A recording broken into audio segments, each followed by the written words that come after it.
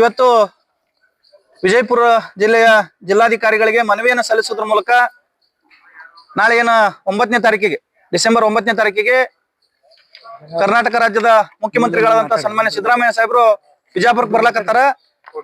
ಬಂದಂತ ಸಂದರ್ಭದಲ್ಲಿ ಈಗಾಗಲೇ ಕಿತ್ತೂರಾಣಿ ಚೆನ್ನಮ್ಮ ಮೂರ್ತಿ ಉದ್ಘಾಟನೆ ನಿಮಿತ್ತವಾಗಿ ಒಂದು ಬೃಹತ್ ಸಮಾವೇಶವನ್ನು ಕೂಡ ಮಾಡ್ತಾ ಇದ್ದಾರೆ. ಅವತ್ತಿನ ದಿನ ಸ್ವಾಗತ ಮಾಡ್ತೀವಿ, ಇಲ್ಲ ಅಂತಿಲ್ಲ. ಅದೇ ರೀತಿಯಾಗಿ ಇಲ್ಲಿ ಅಖಿಲ ಭಾರತೀಯ ವಾಲ್ಮೀಕಿ ಸಮಾಜ ಸೇವಾ ಸಂಘದ ವತಿಯಿಂದ ವಾಲ್ಮೀಕಿ ಸಮುದಾಯ ಭವನ ನಿರ್ಮಾಣ ಮಾಡ್ಬೇಕಂತ ಹೇಳಿ ವಿಜಯಪುರ ಜಿಲ್ಲೆಯ ಎಲ್ಲ ಸಮುದಾಯದ ಬಂಧುಗಳು 16 ವರ್ಷಗಳ ಬೇಡಿಕೆಯನ್ನು ಉದ್ದೇಶಿಸಿ ಈಗಾಗಲೇ ಹಲವಾರು ಮನವಿಗಳನ್ನ ಸಲ್ಲಿಸಿದ್ರ ಪರಿಣಾಮವಾಗಿ ಕಳೆದ ಒಂದ್ 2-3 ವರ್ಷಗಳ ಹಿಂದೆ ಇದಕ್ಕಾಗಿ ಡಿಸಿಸಿ ಬ್ಯಾಂಕ್ ಹತ್ರ ಭೂಮಿಯನ್ನು ಕೂಡ ನಿಗದಿ ಮಾಡಿ ಅದಕ್ಕಾಗಿ ತೆಗೆದಿಟ್ಟಾರ.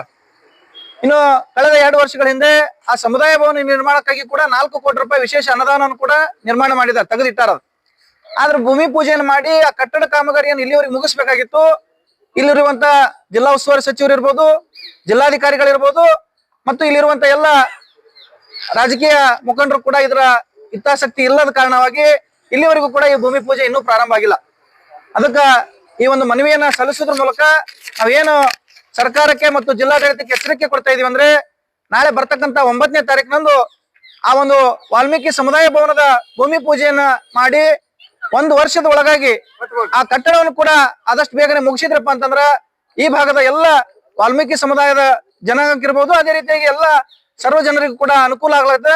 ಆದಷ್ಟು ಬೇಗನೆ ಈ ಒಂದು ಕಾಮಗಾರಿಯನ್ನ, ಈ ಒಂದು ಸಮುದಾಯ ಭವನನ ಮುಗಿಸ್ಬೇಕಂತ ಹೇಳಿ ಈ ಸಂದರ್ಭದಲ್ಲಿ ಎಚ್ಚರಿಕೆಯನ್ನು ನೀಡ್ತಾ ಇದೀವಿ. ಇಲ್ಲಪ್ಪ ಅಂತಂದ್ರ ನಾಳೆ ಮುಖ್ಯಮಂತ್ರಿ ಅವರು ಬಂದಂತ ಸಂದರ್ಭದಲ್ಲಿ ಎಲ್ಲ ಸಮುದಾಯದ ಜನಾಂಗಗಳು ಕೂಡಿ ಎಲ್ಲ ಸಂಘಟಕರು ಕೂಡ್ಕೊಂಡು ಮತ್ತೆ ಹೋರಾಟ ಮಾಡ್ಬೇಕಾಗ್ತದ ಅಂತ ಹೇಳಿ ಈ ಸಂದರ್ಭದಲ್ಲಿ ಎಚ್ಚರಿಕೆ ನೀಡ್ತಾ ಇದ್ದೀವಿ. ಸಂಗಮೇಶ್ ಸಾಗರ್, ಕರ್ನಾಟಕ ರಾಜ್ಯ ರೈತ ಸಂಘ ಹಸಿರು ಸೇನೆ, ವಿಜಯಪುರ ಜಿಲ್ಲಾಧ್ಯಕ್ಷ. ಧನ್ಯವಾದ. ಕಳೆದ 10-15 ವರ್ಷಗಳ ಮೇಲ್ಪಟ್ಟು ವಾಲ್ಮೀಕಿ ಸಮಾಜಕ್ಕೆ ಜಿಲ್ಲಾ ಮಟ್ಟದಾಗ ಒಂದು ಸಮುದಾಯ ಭವನ ಆಗ್ಬೇಕಂತ ಒಂದು ತೀರ್ಮಾನ ಮಾಡಿ ಸರ್ಕಾರದಿಂದ 1 ಎಕರೆ ಜಮೀನ್ ಮಂಜೂರು ಮಾಡ್ಯಾರ ಬಿಜಾಪುರದಾಗ. ಆದ್ರೆ ಇನ್ನೂವರೆಗೂ ಅದರದ ಏನು ಕಾರ್ಯ ಮಾಡಿಲ್ಲ. ಆದ್ರೆ 4 ಕೋಟಿ ರೂಪಾಯಿನ ಲೋಕೋಪಯೋಗಿ ಸಚಿವರಾದ ಸತೀಶ್ ಜಾರಕಿಹೊಳಿ ಸಾಹೇಬರು 4 ಕೋಟಿ ರೂಪಾಯಿಗಳನ್ನು ಮಂಜೂರು ಮಾಡಿಸ್ಯಾರ. ಆ ಎಲ್ಲಾ ಸಮಾಜ ಕಲ್ಯಾಣದವ್ರಿಗೆ ಹೇಳಿದೆವು, ಎಲ್ಲರಿಗೂ ಹೇಳಿದೆವು, ಈ ಜಿಲ್ಲಾಧಿಕಾರಿ ಹೇಳಿದೆವು, ಏನಿದ್ರು ಆಗ್ತಾ ಇಲ್ಲ. ಅದು ಯಾಕೆ ಮಾಡ್ತಾರಲ್ಲ ಗೊತ್ತಾಗಿಲ್ಲ. ಅದಕ್ಕೆ ನಾವು ಮುಂಬರುವ ನಾಳೆ 9 ತಾರೀಕಿಗೆ ಜಿಲ್ಲೆಗೆ ಸನ್ಮಾನ್ಯ ಮುಖ್ಯಮಂತ್ರಿಗಳು ಬರತ್ತಾರ. ಅದಕ್ಕೆ ಈ ಕಾರ್ಯಕ್ರಮ ಅದ್ರ ಉದ್ಘಾಟನೆ ಮಾಡ್ಬೇಕು, ಗುದ್ಲಿ ಪೂಜೆ ಮಾಡ್ಬೇಕಂತೇಳಿ ನಾವು ಒತ್ತಾಯ ಮಾಡ್ತೇವೆ. ಯಾಕಂದ್ರೆ ಮಾಡ್ಲಿಕ್ಕಪ್ಪ ಅಂದ್ರ ಮುಂದೆ ಎಲ್ಲಾ ಸಂಘಟನೆಯವರು ಕೂಡಿ ಉಗ್ರವಾದಂತ ಹೋರಾಟ ಮಾಡ್ತೇವೆ. ಇಚ್ಛಾಶಕ್ತಿ, ಜನಪ್ರತಿನಿಧಿಗಳ ಇಚ್ಛಾಶಕ್ತಿ ಎಲ್ಲರಿಗಾಗಿ ಕುಂಠಿತವಾಗ್ಯದ, ಆಗ್ತಾ ಇಲ್ಲ. ವಾಲ್ಮೀಕಿ ಸಮಾಜವನ್ನು ಅಂದ್ರೆ ಬಡ ಸಮಾಜ, ಹಿಂದುಳಿದ ಸಮಾಜ, ಎಲ್ಲ ಹಿಂದುಳಿದ ಸಮಾಜಕ್ಕೆ ನಮ್ಮಲ್ಲಿ ಯಾರು ಕೇಳೋರಿಲ್ಲ, ಇದಕ್ಕೆ ಹಿಂಗ್ ಮಾಡ್ಲಕತ್ತಾರ. ಮತ್ತೆ ಯಾಕೆ ಒಂದ್ ಹೇಳಿ ಮಾಡ್ಲಿಕ್ಕಂತ ಗುದ್ಲಿ ಪೂಜೆ ಮಾಡ್ಲಿಕ್ಕೆ ಮುಂದಿನ ಹೋರಾಟ ಯಾವ ಮುಂದೆ ಉಗ್ರ ಹೋರಾಟ ಮಾಡ್ತೇವೆ. ಎಲ್ಲಾ ಸಂಘಟನೆಗಳು, ಎಲ್ಲಾ ಸಮಾಜದವ್ರು ಕರ್ಕೊಂಡು ಅದನ್ನ ಹೋರಾಟ ಮಾಡಿ ನ್ಯಾಯ ಪಡೆಯುವಂತ ಕೆಲಸ ಮಾಡ್ತೇವೆ. ಮಲ್ಲಿಕಾರ್ಜುನ ಮಟ್ಟಿಗೆ ವಾಲ್ಮೀಕಿ ಸಂಘದ ರಾಜ್ಯಾಧ್ಯಕ್ಷ. ಸರ್, ಇವತ್ತು ಕನ್ನಡ ಪರ ಸಂಘಟನೆಯವರಾಗಿ ವಾಲ್ಮೀಕಿ ಸಮಾಜಕ್ಕೆ ಒಂದು ಬೆಂಬಲ ಕೊಟ್ಟು ಒಂದು ಹೋರಾಟ ಬಂದಿದೆ. ಇಡೀ ನಮ್ಮ ವಿಜಯಪುರ ಜಿಲ್ಲೆಯಲ್ಲಿ ಅತಿ ಚಿಕ್ಕ ಸಮುದಾಯ ಆದಂತ ಬೇಡ ಉರ್ಫ್ ವಾಲ್ಮೀಕಿ ಸಮಾಜ ಇದು ಹಿಂದುಳಿದಂತ ಸಮಾಜ. ಅದಕ್ಕೆ ಈ ನಮ್ಮ ಸಪೋರ್ಟ್ ಮಾಡ್ಬೇಕಂತ ನಮ್ಮ ಸಂಘಟನೆಯಿಂದ ನಾವು ಬಂದಿದ್ದೀವಿ. ಏನಂದ್ರ ಇಲ್ಲಿ ವಿಜಯಪುರ ಜಿಲ್ಲೆ ಇರ್ತಕ್ಕ ಸೊಲ್ಲಾಪುರ ರೋಡ್ದಲ್ಲಿ ಇರ್ತಕ್ಕಂತ ಬಂಜಾರ ಭವನ ಹತ್ರ ವಾಲ್ಮೀಕಿ ಸಮಾಜದವರಿಗೆ ಒಂದು ಗೌರ್ಮೆಂಟ್ ದವರು 1 ಎಕರೆ ಜಾಗ ಅವ್ರ ಸಮುದಾಯ ಭವನ ಮಾಡ್ಕೊಳಕ್ ಅಲಾಟ್ ಮಾಡಿದ. ಈಗ ಮಾಡಿಬಿಟ್ಟು 10-12 ವರ್ಷ ಆಯ್ತು. ಆದ್ರೂ ಅದನ್ನ ಸಮುದಾಯ ಭವನ ನಿರ್ಮಾಣ ಮಾಡ್ಬೇಕಂತೇಳಿ ಯಾರು ಅದಕ್ಕೆ ಎಚ್ಚೆತ್ತುಕೊಳ್ತಾ ಇಲ್ಲ. ಆ ಉದ್ದೇಶ ಇಟ್ಕೊಂಡು ಈಗಾಗಲೇ 7-8 ವರ್ಷ ಆಯ್ತು 4 ಕೋಟಿ ರೂಪಾಯಿಯನ್ನು ಬಿಡುಗಡೆ ಮಾಡ್ಯಾರ. ಅಂದ್ರೂ ಅದಕ್ಕೆ ಯಾವ್ದಕ್ಕೂ ಬೇರೆ ಯೂಸ್ ಮಾಡ್ಯಾರ ಏನು ನಮ್ಗೆ ಗೊತ್ತಾಗ್ತಾ ಇಲ್ಲ. ಅದೇ ಸಮುದಾಯ ಯಾಕಂದ್ರೆ ಚಿಕ್ಕ ಸಮುದಾಯ ಇರೋದ್ರಿಂದ ತುಳಿತಾರೋ ಏನೋ ನಮ್ಗೆ ಡೌಟ್ ಬರತೈತಿ.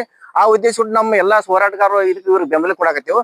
ಅದೇ ಸರ್ವೆ ನಂಬರ್ ಇರತಕ್ಕಂತ ಬಂಜಾರ ಭವನ್ ಮಾಡಿದಾರೆ. ಈಗ ಅದೇ ಪೀರಿಯಡ್ದಲ್ಲಿ ಆದಂತ ಸ್ಯಾಂಕ್ಷನ್ ಬಂಜಾರ ಭವನ್ ಮಾಡ್ಯಾರ. ಆಮೇಲೆ ಡಾಕ್ಟರ್ ಜಗಜೀವನ್ ರಾವ್ ಭವನ ಮಾಡ್ಯಾರ. ಬಟ್ ಇವ್ರಿಗೆ ಯಾಕೆ ಇದು ಹಿಂದುಳಿದದ ಅಂತ ಹೇಳಿ ನಾವು ಅದಕ್ಕೆ ಸಪೋರ್ಟ್ ಮಾಡಕ್ ಬಂದಿದ್ದದ. ಇದು ಸರ್ಕಾರ ಇದೇ ರೀತಿ ಇದು ಏನೋ ಮಲ್ತಾಯಿ ಧೋರಣೆ ತೋರ್ಸಕತ್ತೆ. ನಾವು ಉಗ್ರ ಹೋರಾಟ ಸಂಘಟನೆಯಿಂದ ಆ ಉದ್ದೇಶ ಇಟ್ಕೊಂಡು ಈಗ ನಾವು ವಿಜಯಪುರ ಜಿಲ್ಲಾ DC ಅವ್ರ ಮುಖಾಂತರ ಮುಖ್ಯಮಂತ್ರಿಗಳು ಒತ್ತಾಯಪಡಿಸಿದಿಷ್ಟೇ. ಇದನ್ನು ತಾವು 8ನೇ ತಾರೀಕು ಬರ್ತಾ ಇದ್ರಿ ಬಿಜಾಪುರಕ್ಕೆ, 9ನೇ ತಾರೀಕು ಬರ್ತಾ ಇದ್ರಿ. ಆ ಬಿಜಾಪುರಕ್ಕೆ ಅವು ಆ ಬೇಕು. ನ್ಯಾಯ ಅವು ಈ ಬೇಕು. ರಾಣಿ ಬೇಕೇ ಚೆನ್ನಮ್ಮ ಬೇಕು. ಮೂರ್ತಿಯನ್ನು ನ್ಯಾಯ ಪ್ರತಿಷ್ಠಾಪನೆ ಬೇಕು. ಮಾಡ್ಬಿಟ್ಟು ಯಾತಕ್ಕಾಗಿ ಅದನ್ನು ಹೋರಾಟ? ಕೂಡ ಗುದ್ಲಿ ಪೂಜೆ ನ್ಯಾಯಕ್ಕಾಗಿ ಮಾಡ್ಬೇಕಂತ ಈ ಹೋರಾಟ. ಯಾತಕ್ಕಾಗಿ ಉಪಸ್ಥಿತಿ. ಹೋರಾಟ? ಆಮೇಲೆ ಇದೇನದಲ್ಲ, ನ್ಯಾಯಕ್ಕಾಗಿ ಒಂದು ಹೋರಾಟ. ಎಕರೆ ಜಮೀನಕ್ಕೆ ಬೇಕೇ ಎಲ್ಲರೂ ಬೇಕು. ಕೂಡಿಸಿ ನ್ಯಾಯ ಹೇಳ್ತಾರೆ. ಬೇಕು. ಈ ಬೇಕೇ ಉದಾಹರಣೆ ಬೇಕು. ಹೇಳ್ತಾರೆ. ನ್ಯಾಯ ಈ ಬಾಗಲಕೋಟೆ ಬೇಕು. ರೋಡಲ್ಲಿ ಇರ್ತಕ್ಕಂಥ ಗೌರ್ಮೆಂಟ್ ಎಲ್ಲಿವರೆಗೆ ಹೋರಾಟ? ಗೆಲ್ಲುವರೆಗೆ ಹೋರಾಟ. ಎಲ್ಲಿವರೆಗೆ ಹೋರಾಟ? ಗೆಲ್ಲುವರೆಗೆ ಹೋರಾಟ. ಬೇಕೇ ಬೇಕು. ನ್ಯಾಯ ಬೇಕು. ಬೇಕೇ ಬೇಕು. ನ್ಯಾಯ ಬೇಕು. ಯಾತಕ್ಕಾಗಿ ಹೋರಾಟ? ನ್ಯಾಯಕ್ಕಾಗಿ ಹೋರಾಟ. ಎಲ್ಲಿಯವರೆಗೆ ಹೋರಾಟ? ಗೆಲ್ಲುವರೆಗೆ ಹೋರಾಟ. ಬೇಕೇ ಬೇಕು. ನ್ಯಾಯ ಬೇಕು. ಬೇಕೇ ಬೇಕು. ನ್ಯಾಯ ಬೇಕು. ಒತ್ತಾಯ ಮಾಡ್ತೀವಿ. ಸರ್ ಹೆಸರು ಗಿರೀಶ್ ಕಲಗಟ್ಟಿ, ಬೇಕು. ಕರವೇ ಕನ್ನಡಿಗರ ಶಕ್ತಿ ಜಿಲ್ಲಾ. ವಾಲ್ಮೀಕಿ ಸಂಘಕ್ಕೆ ನ್ಯಾಯ ಬೇಕು. ಬೇಕೇ ಬೇಕು. ನ್ಯಾಯ ಬೇಕು. ಬೇಕೇ ಬೇಕು. ಆಯ್ತು. ಇವತ್ತಿನ ದಿವಸ ನಾವು ಜಿಲ್ಲಾಧಿಕಾರಿಗಳ ಮುಖಾಂತರ ಮುಖ್ಯಮಂತ್ರಿಗಳಿಗೆ ಒಂದು ಮನವಿಯನ್ನು ಸಲ್ಲಿಸ್ತಾ ಇದ್ದೀವಿ. ಏನಪ್ಪಾ ಅಂದ್ರೆ ನಮ್ಮ ಅಖಿಲ ಭಾರತೀಯ ವಾಲ್ಮೀಕಿ ಸಮಾಜದ ಒಂದು ಸಮುದಾಯ ಭವನದ ಕುರಿತು ಈಗಾಗಲೇ ಸಮುದಾಯ ಭವನಗೋಸ್ಕರ ಜಾಗವನ್ನು ನಿಗದಿ ಮಾಡಿದ್ದಾರೆ.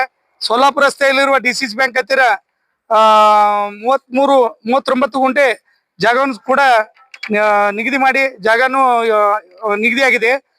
ಆ ಕಟ್ಟಡಕ್ಕೋಸ್ಕರ ಸರ್ಕಾರದಿಂದ 4 ಕೋಟಿ ರೂಪಾಯಿ ಅನುದಾನ ಕೂಡ ಬಿಡುಗಡೆ ಆಗಿದೆ. ಅದನ್ನ ಕಟ್ಟಡ ಕಾಮಗಾರಿ ಆಗ್ತಾ ಇಲ್ಲ. ಇದಕ್ಕೆ ಕಾರಣ ಯಾರು ಹೊಣೆ ಅನ್ನೋದು ತಿಳಿತಾ ಇಲ್ಲ ನಮ್ಗೆ. ಅದಕ್ಕೆ ಶೀಘ್ರವಾಗಿ ನಮ್ಮ ಜಿಲ್ಲಾಡಳಿತ ಮತ್ತು ನಾವು ನಮ್ಮ ಸರ್ಕಾರದ ಗಮನಕ್ಕೂ ಕೂಡ ತರಕ ಇದನ್ನ ಇಚ್ಛೆ ಪಡ್ತೀವಿ. ಈ ಒಂದು ಶೀಘ್ರವಾದ ಒಂದು ಕೆಲಸ ಮಾಡಬೇಕು. ಆ ಕಟ್ಟಡ ಕಾಮಗಾರಿಯನ್ನ ಪೂರ್ಣಗೊಳಿಸಿ ಸಮುದಾಯ ಭವನನ ಸಮಾಜಕ್ಕೆ ಒಪ್ಪಿಸ್ಬೇಕಂತೇಳಿ ನಾವು ಇವತ್ತು ಜಿಲ್ಲಾಧಿಕಾರಿಗಳಿಗೆ ಮನವಿ ಕೊಟ್ಟಿದ್ದೀವಿ. ಅದು ಆಗದೇ ಹೋದಲ್ಲಿ ಮುಂದೆ ಬರುವಂತ ವಿವಿಧ ಸಂಘಟನೆಗಳು ಕೂಡ ಉಗ್ರ ಹೋರಾಟವನ್ನು ಮಾಡುವಂತ ಒಂದು ನಿರ್ಣಯವನ್ನು ತಗೋತೀವಿ. ವಿನೋದ್ ಖೇಡ್ ಅಂತ.